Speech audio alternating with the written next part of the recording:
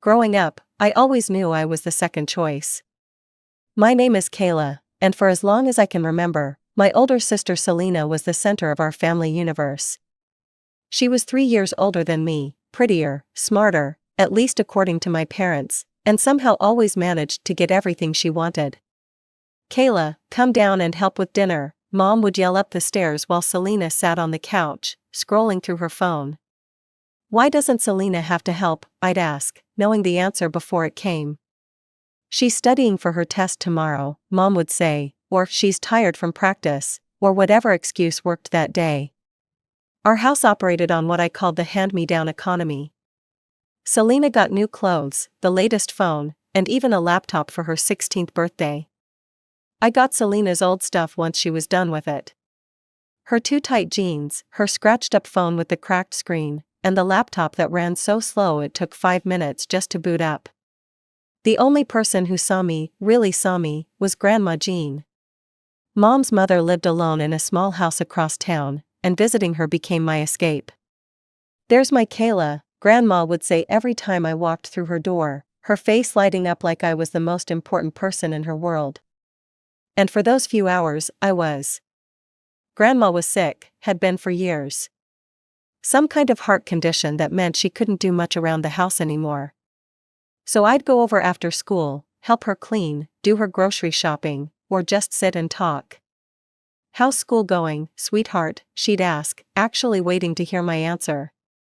"Billy Thompson asked me to the spring dance," I told her one day when I was 14. "Well, isn't that wonderful? Tell me everything about this Billy," she said, patting the spot next to her on the couch. For an hour, we talked about Billy and his braces, his funny laugh, and how nervous I was about the dance. Grandma listened to every word, offered advice without being pushy, and made me feel like my teenage problems mattered. At home that same night, I tried to tell Mom about the dance. "That's nice, honey," she said, not looking up from the dinner she was making. "Selina, did you hear back from that college in California yet?" And just like that, the conversation shifted back to Selina, as it always did. When I turned 15, Grandma got worse. I started visiting her almost daily, bringing her medicine, cooking simple meals she could heat up later, and making sure she took her pills. "You're an angel," she'd tell me, holding my hand in her frail one. "Don't ever forget how special you are, Kayla, promise me that." "I promise, Grandma," I'd say, trying not to cry because I knew what she wasn't saying, that she wouldn't be around much longer to remind me. I was at school when it happened. The principal called me to her office, and I knew before she even said the words. "Your grandmother passed away this morning," she said gently. "Your parents are on their way to pick you up." The funeral was small. Grandma didn't have many friends left alive. I stood between my parents, numb, watching as they lowered her casket into the ground. Selina was there too, but she spent most of the service texting someone on her phone.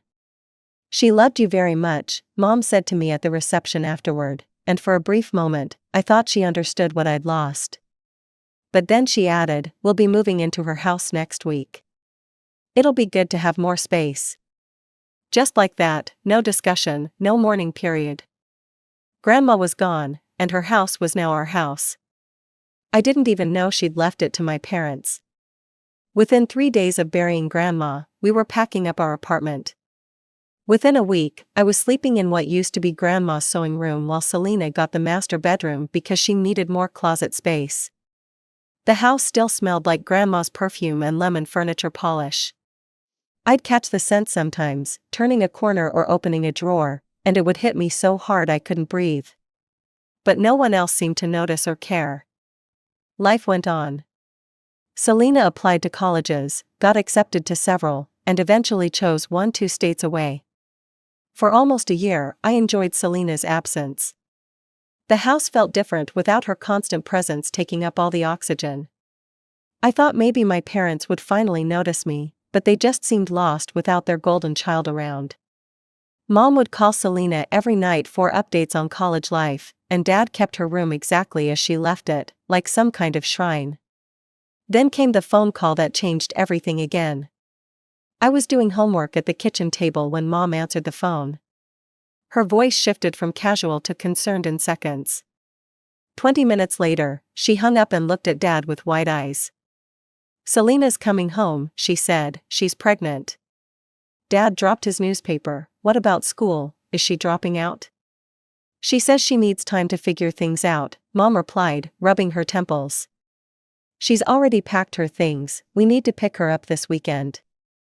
3 days later, Selina was back, her stomach still flat but her eyes puffy from crying. Mom and Dad treated her like she was made of glass, speaking in hushed tones and asking if she needed anything every 5 minutes. When Mom finally asked Selina about the father, my sister just shrugged. "Could be Brian or maybe Tyler, I'm not sure." In that moment, I imagined what would have happened if I had come home pregnant at 19, not knowing who the father was. My parents would have exploded. There would have been yelling, accusations, maybe even threats to kick me out. But for Selina? They exchanged looks across the dinner table, and Mom reached for her hand. "It doesn't matter, sweetie, we're going to be grandparents." "This is wonderful news." Dad nodded in agreement. "We're here for you, no matter what." The injustice of it burned in my chest, but I said nothing. I'd learned long ago that pointing out the double standard only made me look petty. A week after Selina's return, Mom and Dad called me into the living room for what they termed a family meeting. I knew from experience that family meetings usually meant decisions had already been made that I wouldn't like. Mom smoothed her skirt over her knees, a gesture she made when she was about to deliver bad news. "Kayla, now that Selina's home and expecting, we need to make some changes." Dad nodded, backing her up as always. "You're 16 now, practically an adult. We think it's time you got a job," Mom continued. "Selina will need support during her pregnancy, and we could use the extra income." The next day, I started working at Joe's Cafe, a small diner 6 blocks from our house. School from 8 to 3, work from 4 to 9, homework until midnight. This became my new normal while Selina lounged at home watching TV shows about baby care and complaining about her swollen ankles. 4 months, I worked, studied, and tried to stay invisible. The less I interacted with my family, the less it hurt. I put every dollar I earned into a savings account, somehow knowing I'd need it someday. Then came the second family meeting that finally broke me. Selina was 8 months pregnant, her belly so large she needed help getting off the couch. Mom had redecorated Grandma's old sewing room into a nursery, filling it with a crib, changing table, and a rocking chair that used to be in the living room. "Kayla," Mom began, that same smoothing gesture over her skirt. "Selina's baby needs its own room once it gets a bit older." I looked at the three of them, Mom, Dad, and Selina, all watching me with expressions that said they'd already decided my fate. "You're taking my room," I said flatly. It wasn't a question. Dad cleared his throat. "We've been talking to your mother's cousin, Martha. The one with the farm upstate. She's agreed to take you in." Martha, Great Aunt Martha, who I'd met twice in my life. The woman with the farm where I'd spent one miserable summer when I was 8, collecting eggs and weeding her massive vegetable garden from sunrise to sunset. "You want me to move to Aunt Martha's farm?" My voice sounded strange, distant, like it belonged to someone else. "It's a wonderful opportunity," Mom said brightly. "Fresh air, open spaces, and Martha could use the help. Of course, free labor." "When?" I asked, my throat tight. Dad pulled out an envelope from his pocket and slid it across the coffee table toward me. "We've given you money for the train ticket. Martha's expecting you this weekend." This weekend, they couldn't even wait until I finished the school year. "Just pack up and go, Kayla. Make room for the baby, make room for Selina, again." I took the envelope and nodded, not trusting myself to speak. I went upstairs to my room, the room that would soon no longer be mine, and closed the door quietly behind me. Then I pulled out my phone and called the only person I could trust. "Rachel, it's me, can you talk?" I told Rachel everything. About being kicked out, about Aunt Martha's farm, about how my parents couldn't even look me in the eye when they handed me the train ticket. "That's messed up," Rachel said when I finished. "You know what? Don't go to your aunt's, come stay with us." We have that extra room since my brother left for college. I couldn't impose like that, I said, though hope flickered in my chest for the first time all day. It's not imposing if you're invited, Rachel insisted. My parents won't mind, they already think your parents are weird for how they treat you. So I packed my things, not much, just clothes and a few books and photos of grandma, and took the money my parents gave me. But instead of buying a train ticket to Aunt Martha's farm, I walked 6 blocks to Rachel's house, my entire life in a single backpack. And that's how, at 16, I moved out of my parents' house and began to realize that family isn't always about blood. Rachel's parents welcomed me with open arms, but I refused to become another burden. The day after I arrived, I sat down with them at their kitchen table. I want to pay rent, I told them firmly. I already have a job at Joe's Cafe. Mrs. Chin shook her head. Kayla, you don't need to pay us anything, you're Rachel's friend. Please, I insisted, I can pay $500 a month, it's important to me. After some back and forth, they reluctantly agreed, and I felt a small victory. For once, I was making my own decisions. No one was telling me what to do or where to go or how little I mattered. I continued working at the cafe, picking up extra shifts whenever I could. School became my refuge, a place where hard work actually resulted in recognition. I maintained straight A's despite my work schedule, and teachers began to notice. My English teacher, Ms. Patel, pulled me aside one day after class. Have you thought about college, Kayla? She asked. With your grades, you could qualify for scholarships. College, the word felt both thrilling and terrifying. No one in my immediate family had ever encouraged me to think about higher education. It was always assumed Selina would go to college, but me? The topic never came up. I began researching schools, staying late in the computer lab to look up programs and scholarship opportunities. I applied to state colleges, wrote essays for financial aid, and for the first time, allowed myself to dream about a future that wasn't defined by my family. The acceptance letter came on a rainy Tuesday in April. I stood in Rachel's kitchen, staring at the envelope from State University. My hands trembled as I tore it open. Congratulations, it began, and my heart soared. I'd been accepted with a partial scholarship that would cover about half of my tuition. Reality crashed down almost immediately. Even with the scholarship, college would cost thousands of dollars. Money I didn't have, money my parents certainly wouldn't provide, even if I had been in contact with them, which I wasn't. That night, I told Rachel everything, about the acceptance, the scholarship, and my financial concerns. The next day, Mrs. Chen asked me to join them for dinner. Something about the formal way she said it made me nervous, but I agreed. After dinner, Mr. Chen cleared his throat. Kayla, we need to talk to you about something important. Mrs. Chen smiled warmly. We know about your college acceptance. Congratulations. Thank you, I said, surprised they knew. Rachel must have told them. Mr. Chen placed an envelope on the table and slid it toward me. This is for you. Inside was a check for $18,000. I stared at it, uncomprehending. It's your money, Mrs. Chen explained. Every month when you paid us rent, we put it aside for you. We knew you would need it someday. We added some extra too, Mr. Chen said. For all your help around the house and for being such a wonderful friend to Rachel. I couldn't speak. The Chens had saved every penny I'd paid them? And they had actually added more? It should be enough to get you started at university, Mrs. Chen said. Combined with your scholarship and part-time work.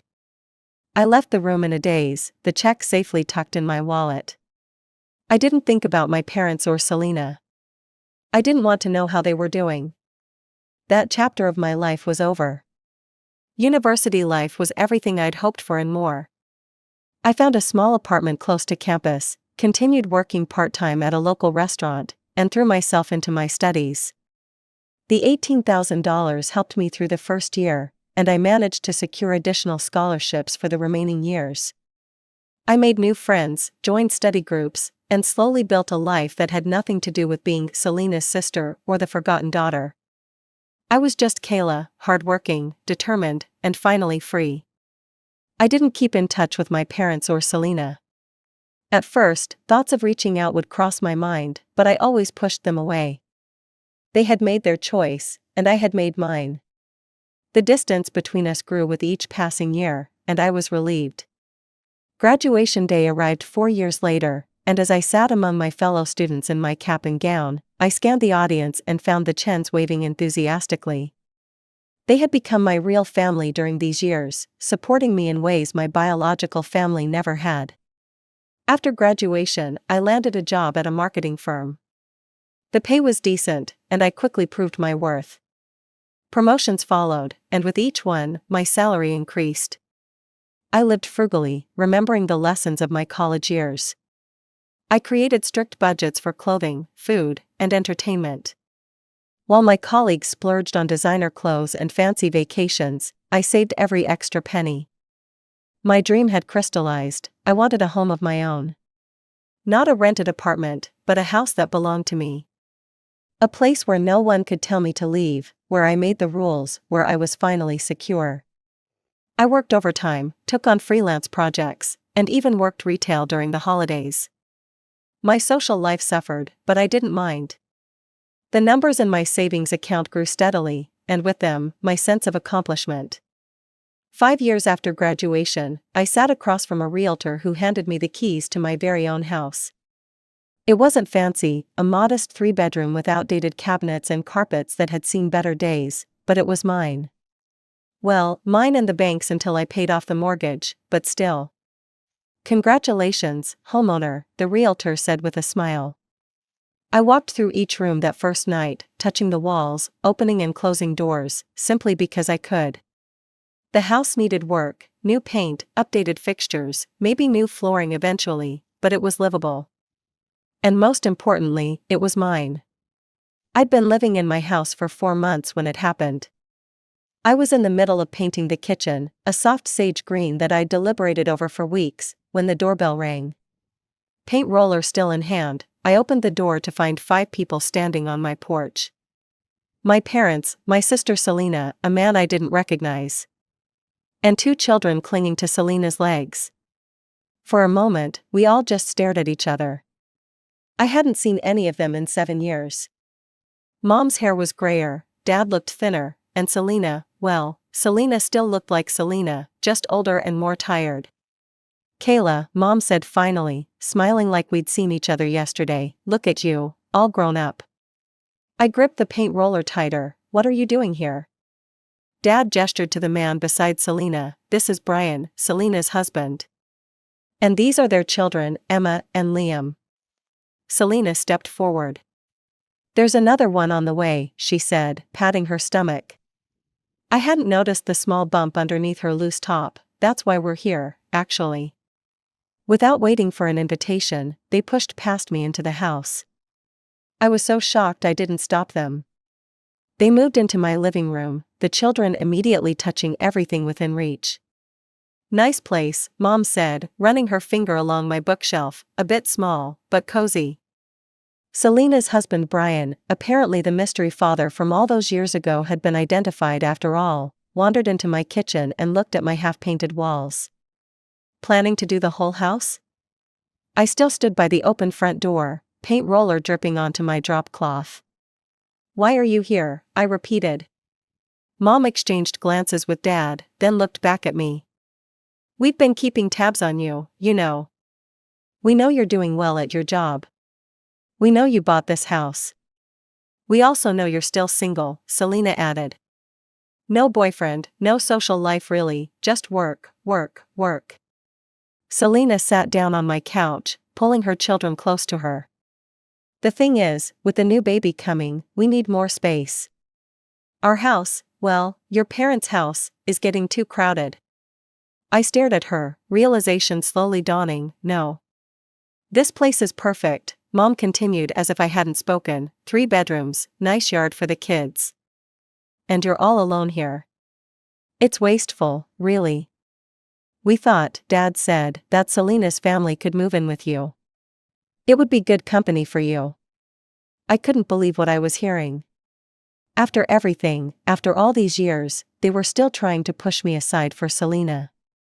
"Get out," I said quietly. Selina's eyes narrowed. If you don't let us move in, we'll sue you. I laughed, actually laughed. Sue me? For what? Theft, she said smugly. We'll tell the court you stole our family savings when you ran away. That you used that money to buy this house. The absurdity of it struck me first, then the audacity. They really thought they could waltz in after 7 years and threaten me? Get out of my house, I said, my voice deadly calm. Now. They left, but not before Mom looked around one more time and said, we'll be back. Think about what Selina said. I closed the door behind them and leaned against it, heart pounding. They wouldn't really sue me, would they? It was just a scare tactic, it had to be. 2 weeks later, I received an official notice in the mail. They were suing me for the theft of family savings and challenging my ownership of the house. I'd never been involved in a legal dispute before. The letter sent me into a panic. I was always careful with my finances, always paid my taxes and bills on time. The idea of going to court terrified me. The next day, I hired a lawyer, a woman named Diane Matthews who specialized in family law. I told her everything, about being kicked out, about living with the Chens, about working my way through college and saving for years to buy the house. Diane listened intently, taking notes. When I finished, she asked, where are your parents and sister living now? In my grandmother's house, I replied, my parents moved in after she died. Diane looked up sharply, your grandmother's house? Do you know who inherited the house when she died? The question caught me off guard. I assume my parents did. They moved in right after the funeral. Was there a will? Diane asked. I don't know, I was 15 when she died. No one ever discussed it with me. Diane tapped her pen against her notepad. I think we need to look into this. Do you happen to know your grandmother's full name and the address of the house? I provided the information, and Diane promised to get back to me soon. A week later, she called me into her office, a serious expression on her face. Kayla, I've done some digging, she said once I was seated.